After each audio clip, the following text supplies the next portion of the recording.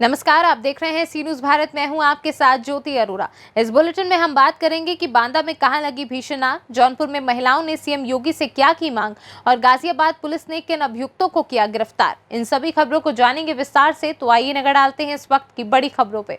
अमरोहा जनपद के जोया ब्लॉक से समाजवादी पार्टी के समर्थित प्रत्याशी जुल्फिकार अली की जीत के बाद अमरोहा के विधायक महबूब अली पूर्व कैबिनेट मंत्री के आवास पर एमएलसी परवेज अली और पूर्व कैबिनेट मंत्री महबूब अली की मौजूदगी में उनके ही परिवार के जुल्फिकार अली के ब्लॉक प्रमुख पद पर जीत के बाद जश्न मनाया गया। आज जोया ब्लॉक में समाजवादी पार्टी के प्रत्याशी की जीत, समाजवादी पार्टी के राष्ट्रीय अध्यक्ष अखिलेश यादव जी और क्षेत्रीय विधायक महबूब अली साहब के नेतृत्व में प्रदेश की जनता जो परिवर्तन चाहती है 2022 में, माननीय अखिलेश जी को मुख्यमंत्री और समाजवादी पार्टी को सरकार बनाकर उसकी आज अमरोहा विधानसभा के सबसे महत्वपूर्ण इलाके जोया ब्लॉक ने समाजवादी पार्टी के प्रत्याशी जुल्फिकार अली को जिता के ये साबित कर दिया कि 2022 में समाजवादी पार्टी भारी बहुमत के साथ सरकार बनाने जा रही है और प्रदेश जिस खुशहाली के रास्ते पे था उस खुशहाली के रास्ते पे प्रदेश दोबारा से चलेगा। समाजवादी पार्टी जिंदाबाद। हम लोगों की रणनीति ये है कि अमरोहा विधानसभा के साथ जनपद की चारों विधानसभाएं, मंडल, पश्चिमी उत्तर प्रदेश से माननीय अखिलेश यादव जी को इतनी सीटें जितवाई जाएं कि प्रदेश के जब मुख्यमंत्री पद पर बैठने का नंबर उनका आएगा तो उत्तर प्रदेश में अमरोहा जिले और मुरादाबाद मंडल का बड़ा योगदान होगा। और समाजवादियों की जो चाहते हैं, जो इस मंडल के और अमरोहा के लोगों की ख्वाहिशें हैं कि उनके यहाँ ये विकास होना चाहिए, काम होना चाहिए, मुझे लगता है कि माननीय अखिलेश जी के मुख्यमंत्री बनने के बाद वो सारे के सारे काम जरूर होंगे। बहुत शुक्रिया। आपने पूरे प्रदेश में देखा है महिलाओं के साथ किस तरह का अभद्र व्यवहार हुआ है। आज जोया ब्लॉक के चुनाव में जितना हमने बुजुर्गों से सुना और सीखा है, कभी आज तक इस तरह का तांडव नहीं हुआ। फायरिंग, बदतमीजियां, प्रमाण पत्र फाड़े गए, लोगों के साथ मारपीटें समाजवादी पार्टी के लोगों के साथ करी गई। प्रशासन का रवैया भी बहुत नकारात्मक था। ऐसा लग रहा था कि सभी लोग कुछ वर्दी में कुछ बिना वर्दी के बीजेपी का काम कर रहे हैं, लेकिन यहाँ के मतदाताओं ने साबित कर दिया कि समाजवादी पार्टी की लहर है अमरोहा विधानसभा में, जिले में, प्रदेश में और समाजवादी पार्टी। अमरोहा से सी न्यूज संवाददाता गौरव श्रीमाली की रिपोर्ट। बदायूं जिले के विकास के अनुजानी क्षेत्र के ग्राम रायपुर पोस्ट बटला दौलत में समूह सखी विशाखा तोमर ने सफाई कर्मचारी सावित्री से सामुदायिक शौचालय की सफाई करवाई व सफाई कर्मचारी से समय पर सफाई करने को कहा। बदायूं से सी न्यूज संवाददाता अंकित तोमर की रिपोर्ट। तिनवारी कस्बे के भगवती नगर का मामला है, जहां मां बेटी खाना बनाते समय गैस सिलेंडर पर अचानक से आग लग गई। आग लगने पर मां बेटी जोर से चिल्लाई तो मोहल्ले के लोगों ने मां और बेटी को बचाया।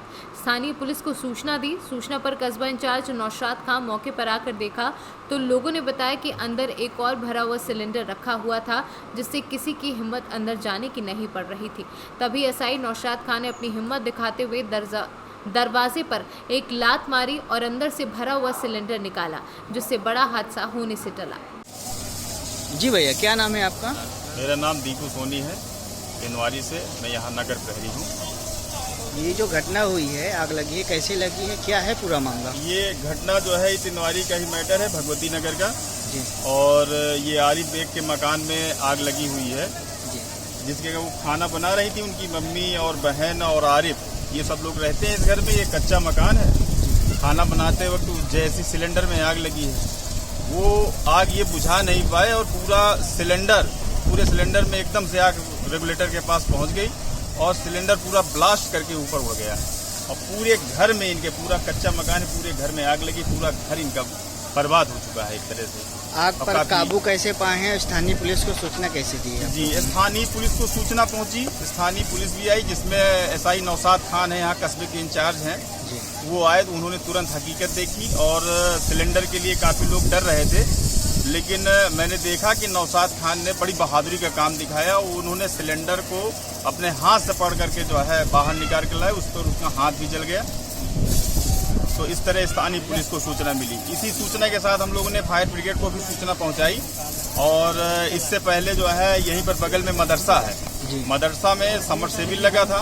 समरसेबिल जनरेटर के द्वारा तुरंत चालू करवाया गया। जनरेटर से समरसेबिल चालू हो रहा है और उससे आग बुझाई गई। कुछ देर बाद, आधा पौन घंटे बाद जो है, जब लगभग आग बुझी चुकी थी तो फायर ब्रिगेड भी आ गई।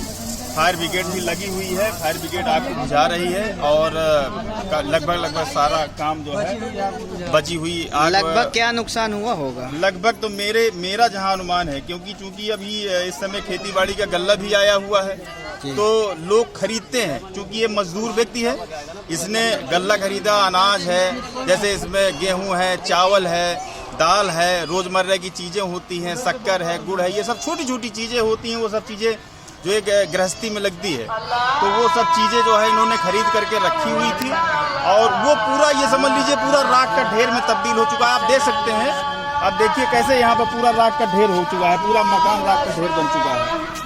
तो अब इसमें अनुमानता है तो मैं यही कह सकता हूँ, कम से कम इनका जो है, अगर देखा जाए पूरे मकान उकान के खर्चा के समेत अगर आप देख लीजिए, तो आप चाहे जितना भी कम से कम अगर आप इनका जो है नुकसान बताएं, कम से कम 2-2.5 लाख 3 लाख का नुकसान तो है ही है। क्या नाम है आपका? आरिफ है। ये जो आग लगी है कैसे लगी और कहाँ लगी है? अरे घर में दूध पका रहे थे खाना बनाने में, तो जैसे चूल्हा जलाया वैसे जो है पकड़ लिया सिलेंडर में, तो फट गया है, पूरे के मकान में आग लग गई है। लगभग कितना नुकसान हुआ होगा? नुकसान तो हमारा काफ़ी हो गया। क्या क्या सामान जला है, कितना क्या हुआ है?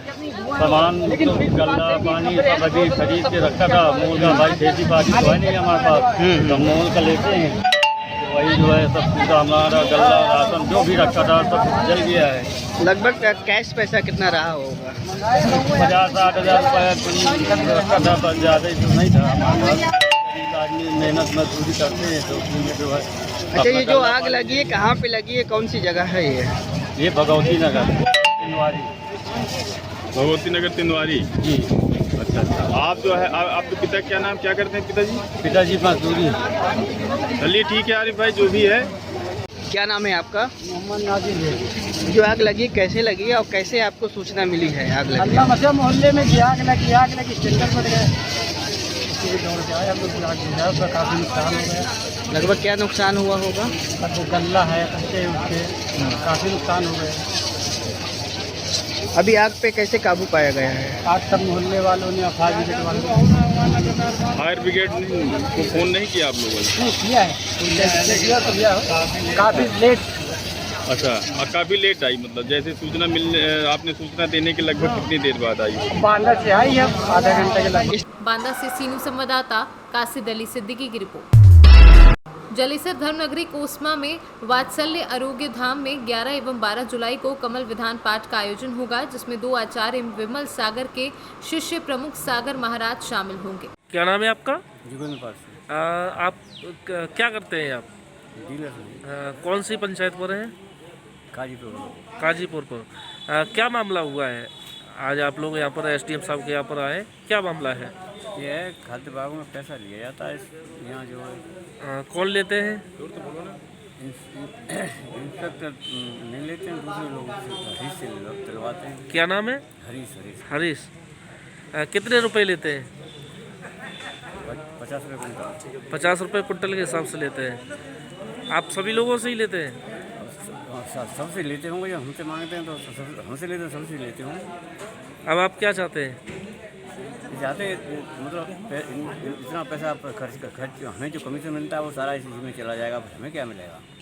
प्लान मैंने एसडीएम साहब को 26 तारीख को, मैं और मेरा बेटा दोनों ही लोग थे, ये सब अवगत कराया।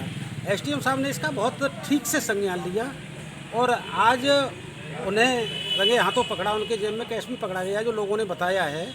और वो थाने गए और थाने मुलजिम की तरह बैठे हैं जिसका साक्ष्य है, थाने के बैठे हुए साक्ष्य है। परंतु अब समस्या ये उठ रही है, कोटेदारों ने फिर मुझे बुलाया है तो समस्या ये उठ रही है कि उन्हें छोड़ किस हैसियत से दिया बिना पूछताछ के थाने से, तो इस पर जांच का प्रश्न उठ रहा है। तो किसके आदेश से किस तरह से ये छोड़ा गया, जिसकी उच्च स्तरीय जांच हो, और ये जनता का जो पैसा कोटा डीलरों के माध्यम से इकट्ठा होकर के जाता है उसका बचाव हो और जनता का धन जनता को मिले, जनता का अनाज जनता को मिले।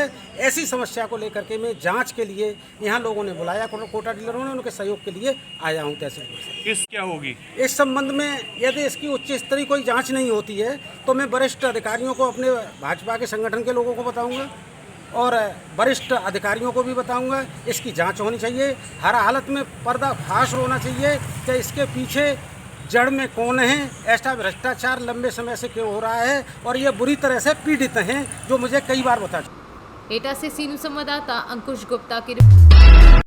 पुलिस गाजियाबाद में हो रही वारदात पर अंकुश लगाने के लिए अपराधियों को गिरफ्तार कर रही है। गाजियाबाद के इंदिरापुरम थाना पुलिस ने स्नैचिंग करने वाले गिरोह को गिरफ्तार किया है। पुलिस ने 3 शातिर लुटेरों के साथ एक सुनार को भी गिरफ्तार किया है। पुलिस ने लुटेरों के पास से 21 सोने की चेन, नकदी व असलाहा बरामद किया है। हाँ बिल्कुल, आज इंदिरापुरम पुलिस ने अंतर्राज्यीय स्नैचर गैंग का पर्दाफाश किया है, जिनमें 4 मुलजिम जो स्नैचिंग की घटना को अंजाम देते थे वो पकड़े गए हैं, और एक सुनार भी पकड़ा गया है जहां पे ये लोग चेन को ले जा करके बेचते थे। इनसे 21 चेनें बरामद हुई हैं और 2 मोटरसाइकिलें जिनसे ये घटना को अंजाम देते थे, और 2 तमंचे मिले हैं। गाजियाबाद से सीनू संवाददाता शहजाद खान की रिपोर्ट। गोरखपुर जानीपुर क्षेत्र विकास संघर्ष समिति के तत्वाधान में जानीपुर चौराहा को ब्लॉक बनाने की मांग एक बार फिर जोर पकड़ने लगी है। पूर्व में ब्लॉक कार्यालय पर आवास के लिए भूमि आवंटित की गई थी, लेकिन सरकार बदल जाने पर ठंडे बस्ते में चली गई। इस बारे में समिति के अध्यक्ष राजेश सिंह राजे ने बताया कि कई वर्षों से रानीपुर को ब्लॉक बनाने की पहल की जा रही है। बसपा की सरकार थी, तब भी सपा की सरकार, और तब भी अब प्रदेश में भाजपा की सरकार है। अब तो उत्तर प्रदेश के मुख्यमंत्री गोरखपुर जनपद से हैं। मुख्यमंत्री योगी आदित्यनाथ से सभी क्षेत्रवासियों का विनम्र निवेदन है कि जानीपुर चौराहा को ब्लॉक का दर्जा देने की कृपा करें। गोरखपुर से सीनू संवाददाता प्रदीप कुमार सिंह की रिपोर्ट। पुलिस लाइन सभागार में कोरोना वॉरियर्स सम्मेलन का आयोजन किया गया, जिसमें मुख्य अतिथि पुलिस महानिरीक्षक देवी पाटन रेंज गोंडा डॉक्टर राकेश सिंह रहे।